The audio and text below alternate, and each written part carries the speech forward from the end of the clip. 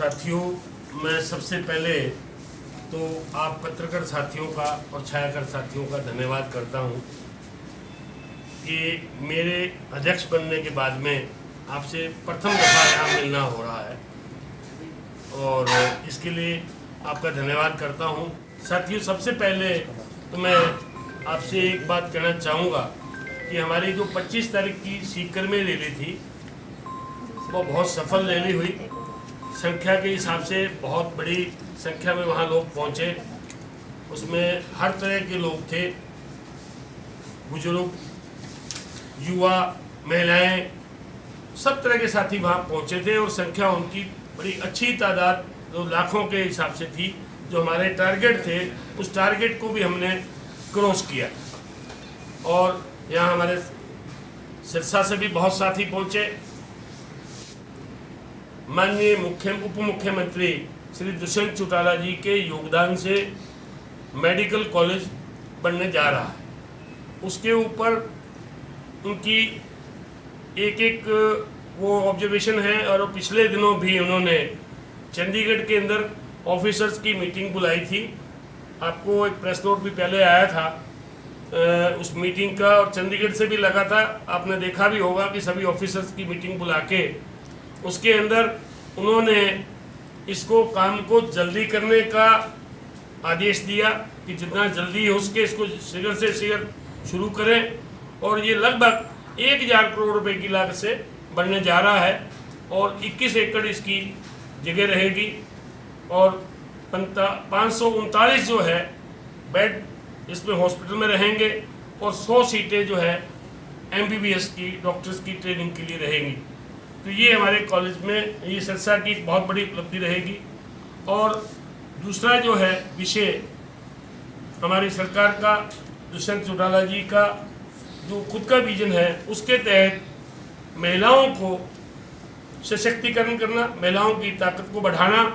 तो इसके लिए उन्होंने जो हमारे राशन डिपो हैं उसके अंदर 33% का आरक्षण उस महिलाओं को दिया है कि वो राशन बांटने के लिए और उससे कुछ उनको आर्थिक सहायता भी मिलेगी, आर्थिक इनकम भी मिलेगी।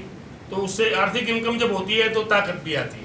मशीन है उसका मैं बताना चाहता हूँ कि मशीन के अंदर जो है बच्चा बैठता है और उसको चलाता है तो ये लगता है कि जिस तरह से हम हवाई जहाज को चला रहे हैं। जिस तरह से आजकल कार की जब ट्रेनिंग होती है तो कार भी सड़क पे ना चला के पहले उसको वहाँ कार एक इस तरह की सिमुलेटर ट्रेनिंग देते हैं जिससे वो बच्चा वहाँ ये समझे कि मैं कार चला रहा हूँ। इसी तरह से ये हवाई जहाज चलाने की ट्रेनिंग भी प्रथम दफ़ा हमारे हरियाणा में लागू की है।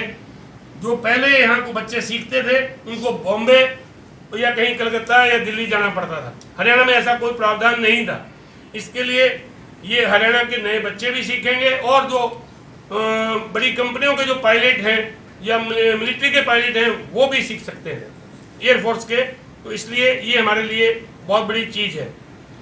एक जो सबसे बड़ी चीज़ हमारे नज़दीक हो रही है, एविएशन हब जो है हिसार में बन रहा है, उससे सिर्फ हिसार के लोगों को फ़ायदा नहीं रहेगा। हम सिरसा के नज़दीक, सिरसा उसके नज़दीक है, यहाँ के लोगों को भी खूब फ़ायदा रहेगा। उससे मतलब व्यापार बढ़ेगा, रोजगार बढ़ेगा। ये एक हमारे लिए बहुत बड़ी उपलब्धि रहेगी। हाँ जी, आपकी पार्टी को राजस्थान की पब्लिक वोट क्यों देगी? ऐसा है, राजस्थान की पब्लिक तो राजेंद्र जी, मैं एक बात कहना चाहता हूँ।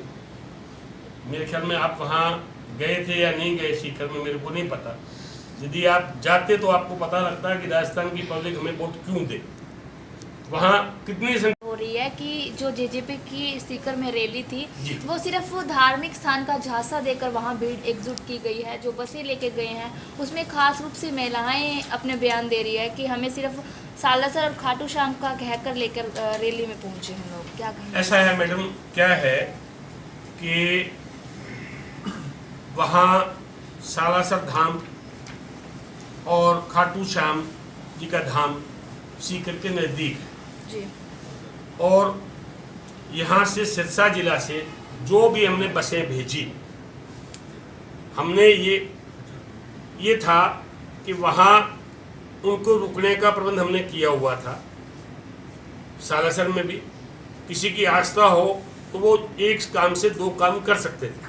रैली के लिए था और कहीं रास्ते में कोई रुकना चाहे तो उसको हमने को मना नहीं किया था। उसके लिए हमने धर्मशालाओं का प्रबंध किया हुआ था। और ये है कि कहीं किसी महिला को वहाँ दिक्कत हुई है तो उसके लिए तो मैं आपके माध्यम से माफ़ी चाहता हूँ कि पार्टी के अध्यक्ष होने के, जिला के अध्यक्ष होने के नाते कोई, परंतु ये बात भी हमारे सिरसा जिला के किसी महिला के साथ या किसी साथी के साथ नहीं हुई है। और एक बात मैं कहना चाहता हूँ, कई दफ़ा मतलब उनको दिक्कत भी आ सकती है। इतने बड़े हजारों के काफिले में कोई एक आधे महिला को आ भी गई होगी तो उसके लिए मैं पहले भी आपसे माफ़ी की बात कह चुका हूँ, परंतु इतने बड़े उसमें काफिले के अंदर कहीं न कहीं कुछ